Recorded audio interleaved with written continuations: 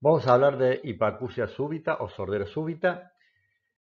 La sordera súbita, por definición, es una hipacusia neurosensorial unilateral aguda, en donde se pierden más de 30 decibeles en al menos tres frecuencias contiguas y durante más de 72 horas, o sea, en un periodo de 3 días. Entonces se van a recordar 30 decibeles, 3 días, 3 frecuencias. Frecuentemente se asocia con tinnitus y vértigo por una cuestión que ya vamos a ver, que es una cuestión anatómica. La hipacusia súbita, la sordera unilateral, tenemos una etiología desconocida, lamentablemente, en la gran mayoría de los casos, que se aboca a distintas teorías, como la teoría vascular, la teoría viral, autoinmune y por ruptura de las membranas internas del oído interno. Mientras que las de etiología conocida se deben principalmente a tumores del ángulo pontocerebeloso, el más común por lejos es el neurinoma del octavo par o nervio auditivo, a enfermedades autoinmunes como el síndrome de Cogan o el lupus eritematoso sistémico y finalmente a enfermedades infecciosas donde estas últimas no son frecuentes a este nivel. La incidencia, si bien hay poca bibliografía al respecto, en este trabajo de Wilson, que ya es bastante viejo, habla de que hay 5 a 20 casos cada 100.000 habitantes, razón por la cual sería bastante frecuente en todos los medios. Este es un trabajo hecho hace muchos años por Nakamura, pero que tiene una validez total. Fíjense que ellos en Japón observaban que allá por los años 70 tenían muy baja prevalencia de sordera súbita y que sin embargo aproximadamente una década y media después habían subido notoria pero notoriamente la cantidad de sorderas súbitas y en principios de la década del 90 realmente se había convertido en un problema muy serio de 200 casos por millón de habitantes en Japón. Entonces empezaron a estudiar las posibles causas de esta historia.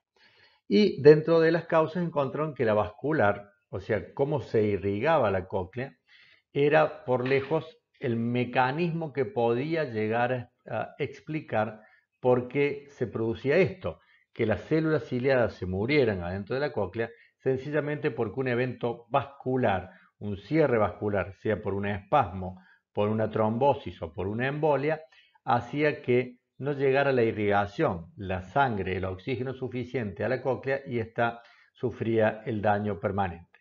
Vendría a ser una especie de infarto coclear producto de un trastorno vascular. El slide que ustedes están viendo, la diapositiva, lo único que hace es demostrar que toda la cóclea está irrigada por una arteria coclear común que cuando se tapa genera este disturbio de una hipoacusia súbita. La hipoacusia súbita es definitivamente una urgencia en nuestra especialidad, ya que debemos investigar rápidamente las circunstancias de aparición, descartar la presencia, por ejemplo, potencialmente hablando de un neurinoma, razón por la cual los estudios por imágenes están justificados, hacer una batería de test audiológicos inmediatamente y un laboratorio. Así es que la hipoacusia súbita siempre se la ha relacionado con la presencia de diabetes, es mucho más frecuente en hipertensos, en personas que tienen apneas del sueño, que tienen una dieta rica en grasas o dislipidemias, que fuman o que toman alcohol en exceso. En un trabajo que después les voy a mostrar, hecho en nuestro medio, hemos visto que las dos asociaciones más frecuentes que encontramos fue de hipercolesterolemia en el 66% de los pacientes e hipertensión arterial en el 33% de ellos. Siguiendo con el trabajo de Nakamura, que intentaba explicar por qué los japoneses habían pasado en los años 70 de tener muy pocas sorderas súbitas a los 90 a tener una cantidad enorme de sordera súbita, se hizo un trabajo muy bueno que está publicado en el International Journal of Epidemiology en el 2001 y habla de los out radio. El out radio no es más que la probabilidad que tiene una persona de sufrir una patología producto de una asociación. Y acá están viendo que en pacientes, desde la izquierda a la derecha, vamos a leer estas barras, en los pacientes que tienen una ingesta normal de alcohol o no toman alcohol, la posibilidad de sufrir una sordera súbita es 1 por millón. Mientras que en los que tienen una ingesta de hasta dos digamos, porciones o dos medidas de alcohol por día, esa probabilidad, ese odds ratio, aumenta a más de 1,5, casi 2.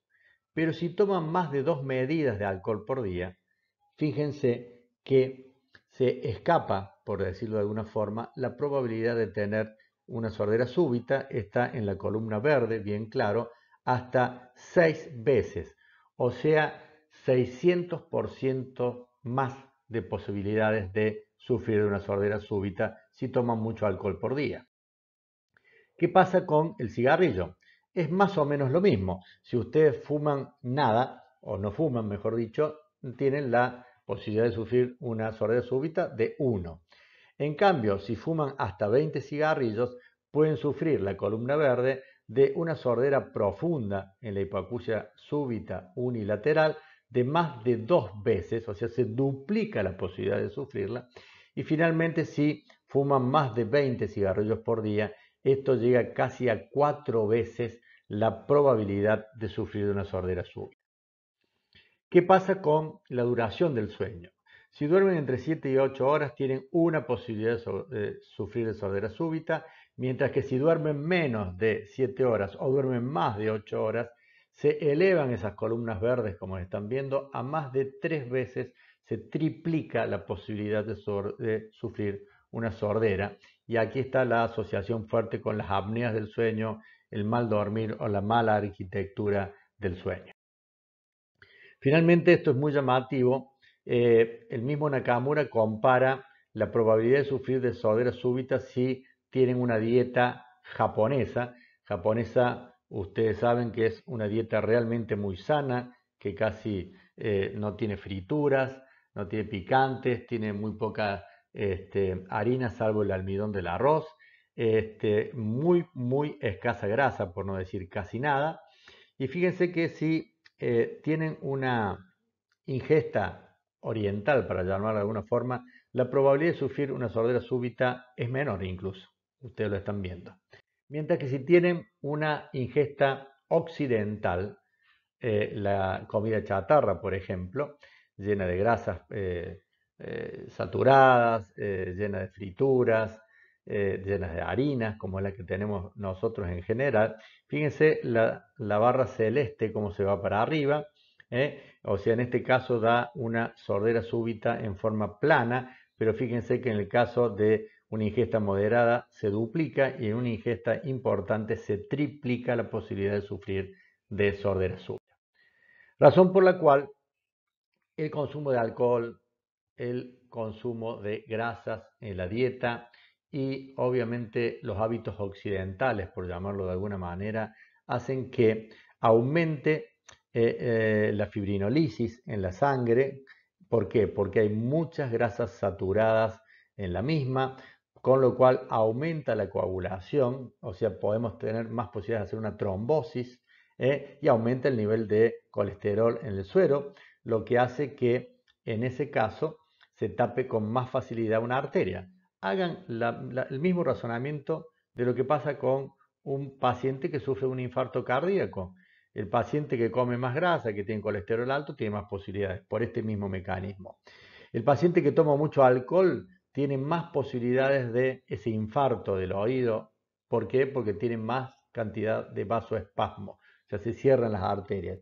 Y finalmente, quienes fuman tienen más posibilidades de tener anormalidades en la hemostasia y en la coagulación, principalmente en la microcirculación, y lo que va al oído realmente es lo más micro del cuerpo, y también por la posibilidad de un vasoespasmo. Razón por la cual aquí está explicado por qué estos tres mecanismos, estos tres hábitos, terminan aumentando el riesgo de sordera súbita. El pronóstico va a depender mucho de la demora en el inicio de la terapéutica, y acá vale de nuevo el mismo ejemplo. Si ustedes toman a un paciente con un infarto de miocardio, o sea, un infarto cardíaco, en las primeras horas tiene muchísimo más posibilidades de salvarse que un paciente que lo toman después de muchas horas o de días de infartado. Entonces, el oído es exactamente igual. Cuanto antes, mejor. Si tiene o no vértigo, porque sabemos estadísticamente que cuando tiene vértigo la oclusión es más grande, por lo tanto la sordera es más difícil de revertir. La edad es obvio, a mayor edad mayor posibilidad de no regresión del síntoma y a la magnitud de la pérdida auditiva inicial, cuanto más profunda, peor el pronóstico.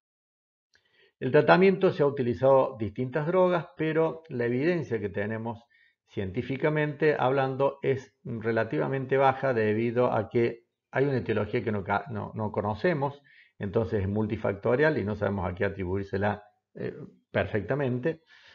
Segundo, porque existe un proceso de autoselección, que es que el paciente no asiste habitualmente a una consulta por motus propio o en forma rápida o se tarda porque dice, no, se me tapó el oído, puedo esperar, ya voy a ver cuándo me veo, etcétera, etcétera. Y un punto que es muy discutible, publicado por el mismo Simmons y Mattox, que es viejo y que dicen que tiene un alto grado de recuperación espontánea. Esto no es tal cual está puesto en este estudio, pero hay que referenciar la bibliografía que existe. Hoy se habla de que un tercio de los pacientes puede recuperar espontáneamente. El otro tercio recupera algo, pero nunca llega a los niveles que tenía antes de la sordera súbita. Y un tercio queda absolutamente con el daño irreversible en forma total. ¿Qué se ha probado? Antiinflamatorios, diuréticos, vasodilatadores, antivirales, expansores de volumen como el Dextran, fibrinolíticos, o sea, para eliminar un coágulo, por ejemplo, antagonistas del calcio y muchas otras drogas. Lo concreto es que cuando una enfermedad tiene muchos tratamientos es porque ninguno de esos ha sido de éxito. El único que tiene evidencia es el uso de corticoides. Los corticoides son los más potentes antiinflamatorios que existen y tenemos la posibilidad de usarlos en estos pacientes con buenos resultados. Aquí me he tomado el atrevimiento de hacer una especie de revisión sistemática, pero muy cortita, donde ven diferentes trabajos con el número de pacientes cada uno y la mejoría que va desde un 60 a un 90%. El tema es que estos ensayos clínicos están hechos sobre una mejoría de 30 decibeles. Y 30 decibeles para un paciente que perdió 90 decibeles en este hecho realmente no es significativo. Casi que no recupera nada y termina siendo sí o sí usuario de un audífono. Razón por la cual ese 90% es bastante engañoso. La corticoterapia es hoy por hoy el mejor tratamiento para la hipoacusia neurosensorial unilateral, idiopática, y los niveles aún son bajos de evidencia, pero todos los días sale bibliografía, como vamos a ver a continuación, que respalda esto. La duración mínima de tratamiento son 2 semanas, son más efectivos cuando la pérdida auditiva es moderada, o sea, entre 40 y 90 decibeles, en las profundas no son tan efectivos, pero como ustedes saben, los corticoides por vía general tienen grandes efectos adversos, sobre todo el metabolismo del calcio y el fósforo, y afectan sobre todo los riñones, los huesos y la sobrecarga cardíaca. Entonces la opción que se ha diseñado en los últimos años y se está usando mucho es administrar el mismo corticoide pero por vía intratimpánica. ¿Cuál es el fundamento? Que logramos una mayor concentración en el oído interno, que es donde está el daño, y menor concentración en sangre sistémica del corticoide, con lo cual disminuyen los efectos colaterales, que es uno de los grandes miedos y temores para usar corticoides por vía general. Este método fue ideado por Shugnek en 1956, o sea que nuevo no es, pero fue usado para otras enfermedades, incluso para Meniere, para tinnitus, y no tanto para hipoacusia súbita. Ya hace unas 2 décadas hemos empezado a usarlo para la hipoacusia súbita, tiene muy buena tolerancia, un bajo costo, y las vías de absorción son directamente a través de las ventanas, del nicho de la ventana redonda o el ligamento de la oval, y también a nivel de vía vascular o linfática desde el oído medio hacia el oído interno. Las variantes técnicas para poner el corticoide adentro de la caja timpánica puede ser una inyección transtimpánica directa, la más simple, aplicando a través de dispositivos como una esponja que se llama gel foam, que se va directamente al nicho de la ventana redonda para que pase más rápido al oído interno, o una técnica de delivery, en vez de que le manden la comida a su casa, le mandamos el corticoide adentro de la cóclea. Y esto se hace a través de algunos dispositivos como el microcatéter y el microwick. Aquí les voy a mostrar el microwick, que no es más que un tubo de polietileno donde tiene una esponja en la punta y se pone con un tubo de ventilación transtimpánico. La idea es, como lo ven en la imagen, poner un tubo que vaya directamente a la ventana redonda a través del tímpano y llenar de corticoides el oído externo para que esa esponja se impregne en corticoide y lleve hacia el oído interno la mayor cantidad de corticoide posible. El microwick no tuvo grandes éxitos, razón por la cual se ha desechado. El segundo método que se utilizó fue el microcatéter, que fue diseñado en Estados Unidos y era complicado porque dependía de un catéter, precisamente una sonda que por debajo del tímpano se colocaba hacia la ventana redonda y todos los días se ponía una inyección intratimpánica de corticoide. Si bien el método sí funciona, es toda una complicación tener que al paciente inyectarle todos los días, tener esta vía directa de acceso al oído medio que se puede contaminar y todas estas cuestiones que terminarían en una complicación indeseada. Razón por la cual lo que hacemos actualmente es poner directamente adentro del oído medio una dosis de corticoides una vez por semana. Este es un estudio que hicimos nosotros, que está indexado y publicado en el Acta Otorrinolaringológica, y ustedes van a ver que fue para determinar estadísticamente si era efectivo o no el corticoide intratimpánico como tratamiento inicial para el manejo de la sordera súbita. Fíjense que acá en los criterios de inclusión, lo único que tenía que tener el paciente era una hipoacusia súbita o unilateral, que no tuviera enfermedad autoneurológica, que en ese lado afectado ya hubiera una pérdida accesoria previa y que no consultara más allá del mes y medio de producido el evento. Usamos aplicaciones de dexametasona intratimpánica 4 miligramos, una vez por semana, 3 semanas consecutivas, y le fuimos haciendo los audiogramas correspondientes. Incluimos 19 pacientes con una edad promedio de 55, 60% de hombres, 40% de mujeres, y las enfermedades asociadas, como les mencioné, 2/3 tenían hipercolesterolemia en sangre y 1/3 tenía hipertensión arterial. Los síntomas asociados más comunes fueron el acúfeno en el 100% de los casos y el vértigo en 1/3 de ellos. Aquí están en los mismos números, o sea, 2/3 no tuvieron vértigo, 1/3 tuvo vértigo, o sea, de mal pronóstico, y no tuvimos complicaciones salvo un solo paciente que tuvo una perforación residual que tuvo que terminar con una microcirugía para cerrar donde se hizo la punción para colocar el corticoide. Estos son los umbrales de los pacientes sin vértigo y con vértigo.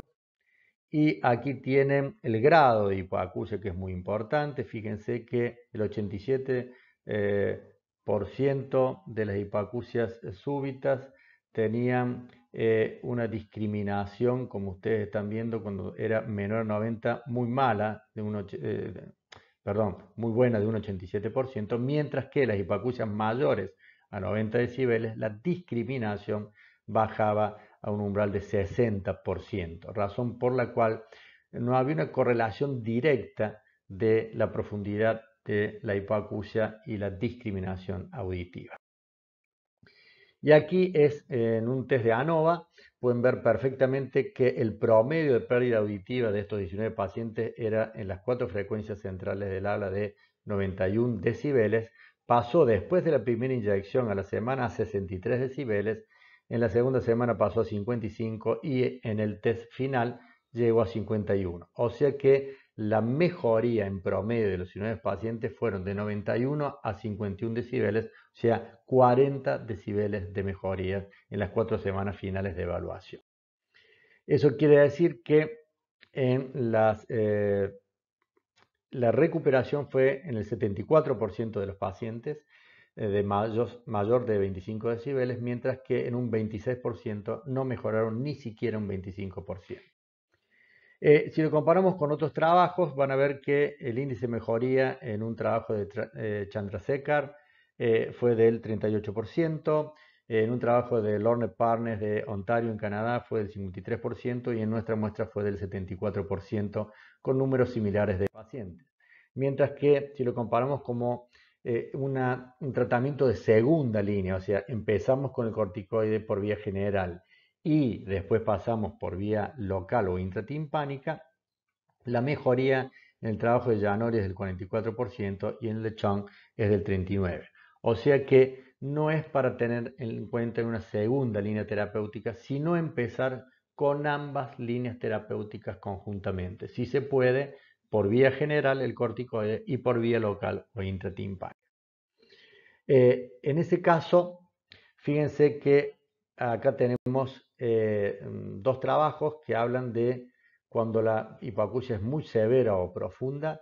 En uno, Batista habla solamente de un 10% de mejoría y Hu habla de un 53% de mejoría, más parecido al trabajo que hicimos nosotros, pero como ustedes están viendo, los números son realmente muy divergentes, o sea, son muy amplios. De 10 a 53 es muy amplia diferencia. La conclusión es que todos los trabajos hoy indican que la dexametasona intratimpánica es efectiva como primer tratamiento para la hipoacusia súbita, principalmente en las hipoacusias moderadas a moderadas severas, de 40 a 90 decibeles. Para las profundas el pronóstico es muy malo. Y la incidencia de reacciones adversas o complicaciones de la dexa intratimpánica es realmente extremadamente baja. Así que muchas gracias por la atención y cualquier pregunta nos vemos en el foro.